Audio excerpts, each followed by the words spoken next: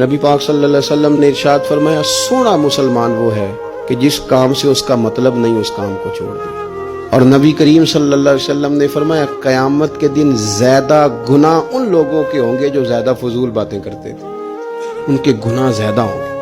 فضولیات سے بچیں، اپنے اوقات کار زندگی میں مرتب کریں۔ ہم پتہ کیا کہتے ہیں، 1 منٹ میں آیا، تو 1 منٹ ٹھہر، میں یہ محاورہ ہے ہمارا، 1 منٹ دے ذرا مجھے۔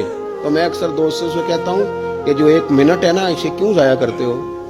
کیوں کہتے ہو 1 منٹ ٹھہر؟ کیوں ٹھہرے بھائی؟ آپ کو پتہ ہے منٹ میں کیا ہوتا ہے؟ 1 منٹ میں 6 دفعہ سورۃ اخلاص پڑھی جا سکتی ہے اور 2 قرآن پاک پڑھنے کا ثواب ہے۔ 1 منٹ کے اندر 26 مرتبہ کہا جا سکتا ہے سبحان اللہ و بحمدہ سبحان اللہ العظیم۔ اور یہ وہ کلمات ہیں کہ نبی پاک علیہ السلام نے فرمایا زبان سے کہنے آسان ہے، میزان عمل پر ان کا بڑا